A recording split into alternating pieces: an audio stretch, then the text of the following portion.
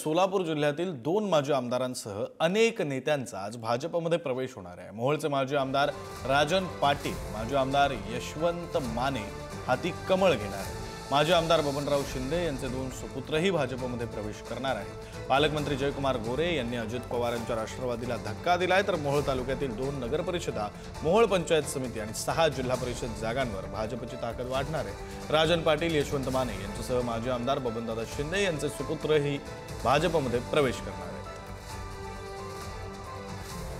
या संदर्भातले तपशील देण्यासाठी आपले प्रतिनिधी अनिकेत गायकवाड आपल्यासोबत जोडले गेलेले आहेत। अनिकेत, आता या पक्षप्रवेशाने कशा प्रकारे आगामी निवडणुकांवर आणि स्थानिक राजकारणावर परिणाम होऊ शकतो? विक्रांत, आपण बघितलं गेलं तर आज मोहोळचे माजी आमदार आहेत राजन पाटील आणि दुसरे माजी आमदार आहेत यशवंत माने। हे दोन्ही राष्ट्रवादी अजित पवार गटाचे दोन्ही माजी आमदार जे आहेत ते भाजप कार्यालयामध्ये आज 10 वाजताच्या सुमारास जे आहेत ते पक्षप्रवेश करतील। दुसरीकडे आपण जर बघितलं गेलं तर मोहोळ तालुक्यामध्ये जे येणाऱ्या स्थानिक स्वराज्य संस्थेच्या 6 जिल्हा परिषदेच्या जागा आहेत, पंचायत समित्या आहेत, त्याचबरोबर नगर परिषदा आहेत, या सर्व पार्श्वभूमीवर मोहोळ तालुक्यामध्ये भाजपाची सत्ता आणण्यासाठी, भाजपाची ताकद वाढवण्यासाठी पालकमंत्री जयकुमार गोरेंनी अजित पवार गटाला हा धक्का म्हणावा लागेल। दुसरीकडे माढ्याचा विचार केला तर माढ्यामध्ये बबनदादा शिंदे जे माजी आमदार आहेत त्यांचे सुपुत्र जे जिल्हा दूध संघाचे अध्यक्ष आहेत रणजितसिंह शिंदे, त्याचबरोबर पंचायत समितीचे माजी सभापती विक्रमसिंह शिंदे, या दोन्ही सुपुत्रांचा जो आहे तो आज भाजपमध्ये प्रवेश होतोय।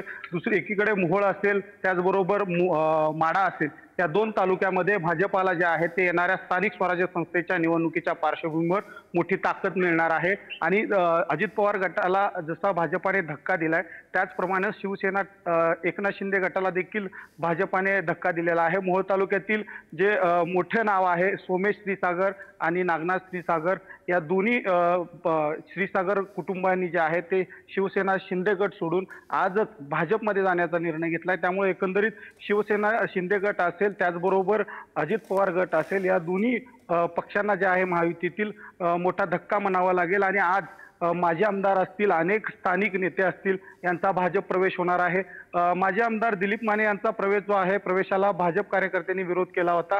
काल त्या कार्यकर्त्यांची भेट देखील रवींद्र चव्हाण जे प्रदेशाध्यक्ष आहेत त्यांनी घेतलेली आहे। त्यामुळे एकंदरीत जिल्ह्यामध्ये अनेक ठिकाणी जे आहेत भाजपाची ताकद ज्या ठिकाणी नाही त्या ठिकाणी भाजप जे आहे ते वाढवण्याचा प्रयत्न करते। मोहोळ आणि आता माढ्यामध्ये या 2 माजी आमदारांच्या प्रवेशानं जे आहे ती ताकद वाढतानाचं चित्र दिसते। आगामी स्थानिक स्वराज्य संस्थांच्या निवडणुकीत कशा प्रकारे मोठ्या प्रमाणात भाजप कमबॅक करते हे पाहणं महत्त्वाचं ठरणार आहे। विक्रांत, बरं, धन्यवाद अनिकेत या सगळ्या सविस्तर माहितीसाठी।